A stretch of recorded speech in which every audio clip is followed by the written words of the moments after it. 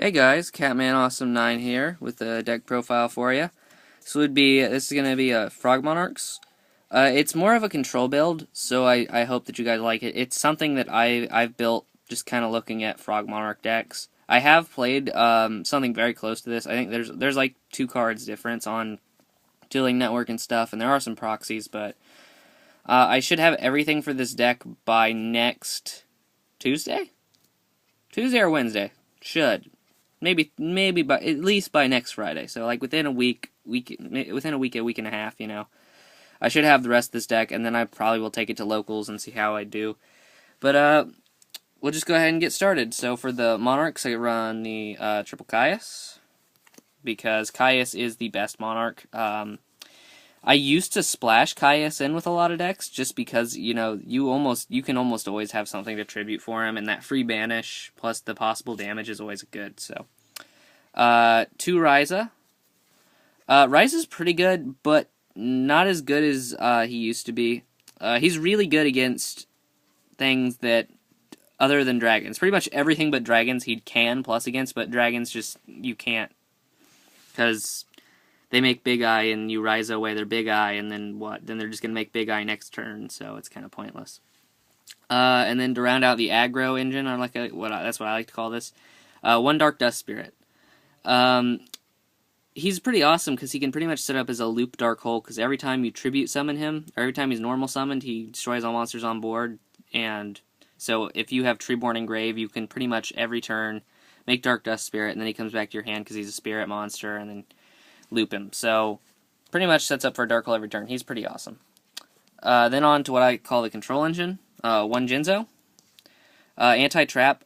Not 100% necessary anymore because this is not a very trap-heavy format, but no Abyss Sphere, no Deep Prisons, it stops your opponent from being able to stop you from making things like Lad and Fiend come out. So he's pretty awesome.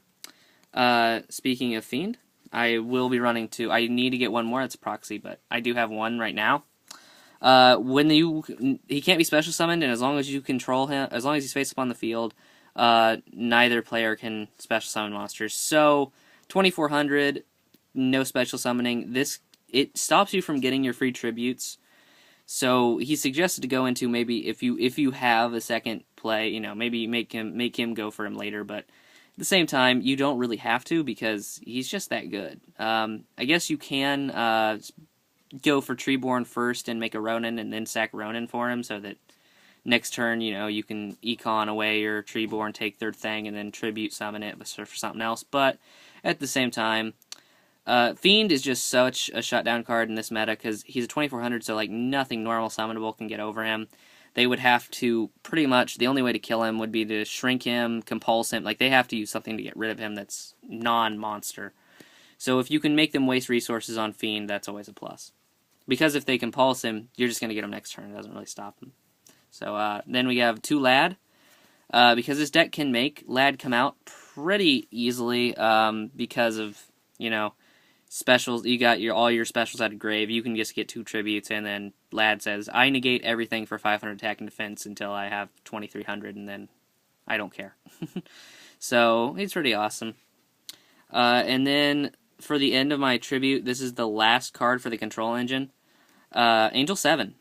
A lot of people don't run the Angel 7. I have one because I bought it for like $10 like 2 years ago trying to build a fairy deck, and it was back then I was wasting money on it, and now it's good because it negates effects everywhere. They can't be activated. It doesn't negate the effects of all cards. It negates the effects being activated. So awesome play if you can do it is if you have the ability to go into it. You might as well go into Gotchi, and then you can drop either if you can get out Gotchi, and then the next turn get out Vanity's Fiend, and then stuff, shenanigans. But Angel 7 is, I think, better because it says no to everything.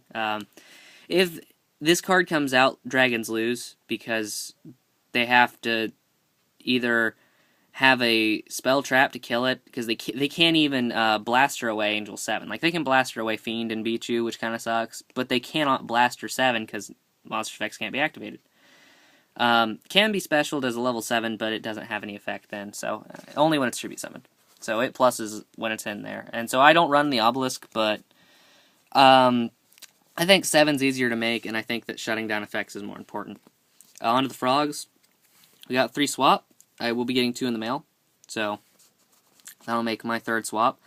Swap is basically the MVP of the deck because he makes sure that you have a Treeborn Engrave turn 1, so you always have something to tribute. You've always got your tribute fodder. Plus, he doesn't even have to stay on the field, so you can bounce him back, and then whatever, Gores, shenanigans, all that good stuff. Moving on to Treeborn.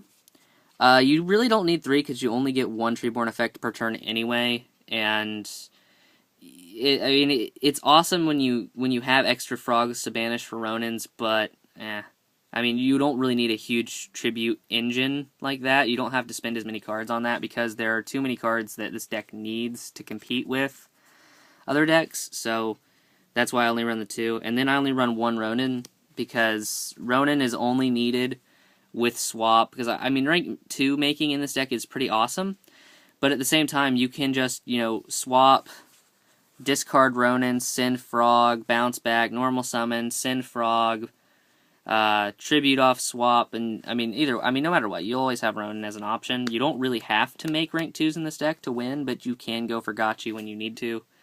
I don't find that exceeding in this deck is all that necessary, because you have such big tribute summoned monsters that most decks can't even use, so it's always interesting to see that.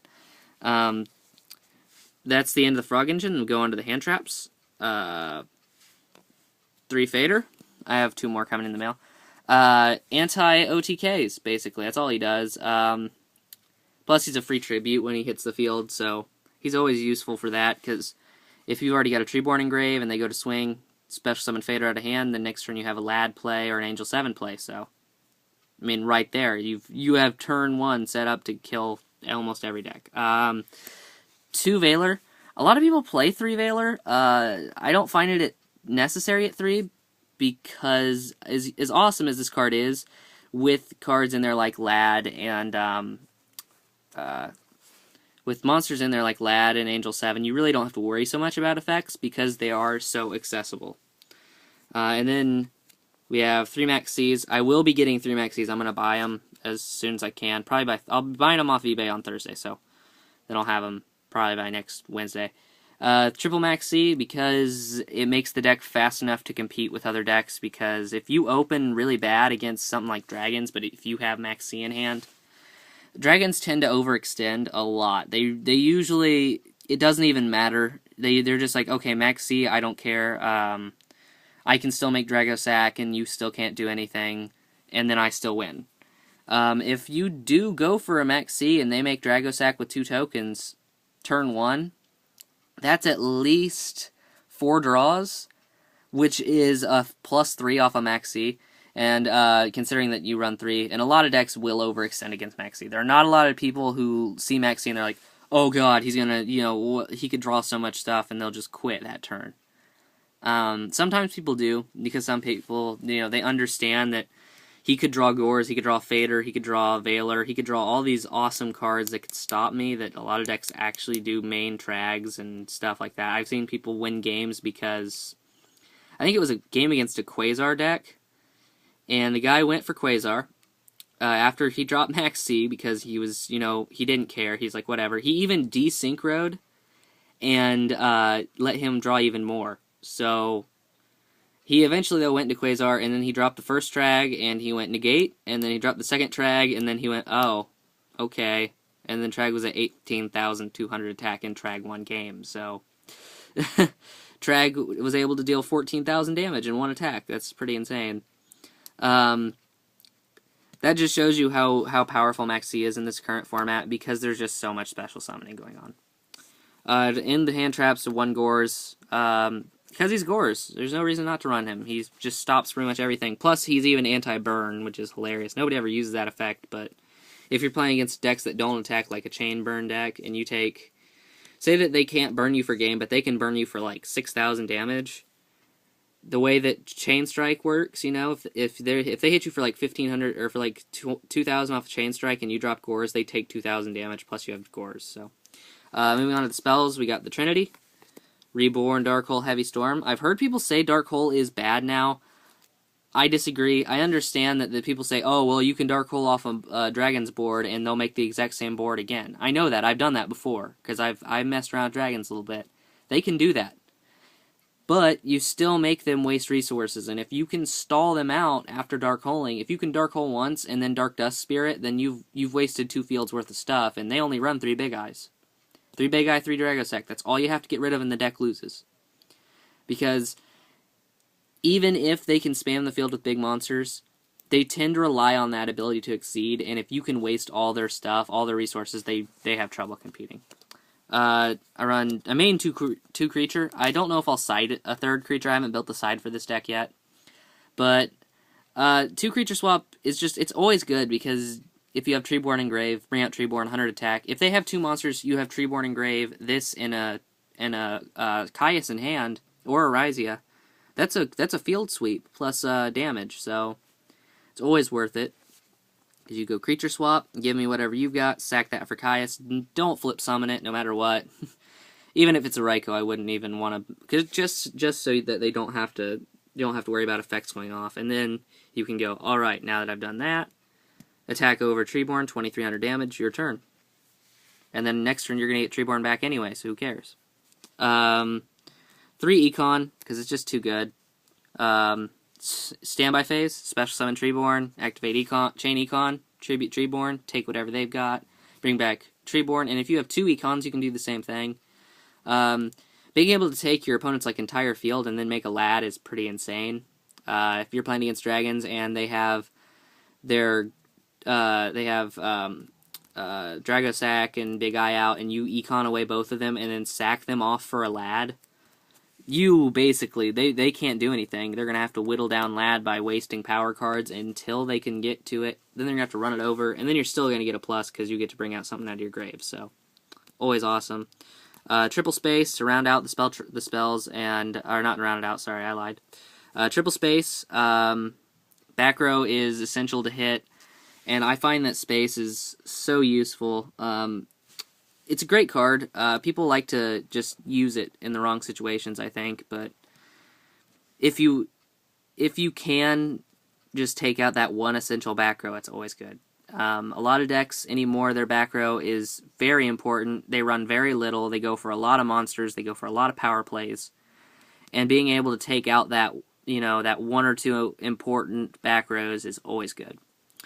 Then to end out, we got 2 lances. Helps my Monarchs run over things, saves my Monarchs from bottomless, does a lot of good things. Basically sets the deck up just to do well, and that's it for the spells. I have my Gorz token down. For the extra deck, I would say, you can just run rank 6s, rank 2s, and, you can even run Synchros. 7s and 8s, because Formula Synchron, and then you can make Stardust and all sorts of good stuff. I didn't pull any of my extra deck out yet, because I'm still trying to think of exactly what it's going to be. I know from what I actually have in real life, it's probably going to be something like Triple Gotchi, Double Mist, or Double Dark Mist, maybe Double Dark Mist. I don't know if I'll run the 2 Dark Mist, because I don't know how many times I'll actually be making Exceeds. But I do know I will run Formula, Crimson Blader, Stardust, and then, what's the other one? Black Rose. That'll probably be the main chunk of my extra deck, just because of all the awesome plays you can make with them. Anyway, that's my Frog Monarch deck. If you guys have anything you'd like, any sort of comments or suggestions on things I could run extra deck, or things to make for my sideboard, just comment and tell me what you think. CatmanAwesome9 signing out.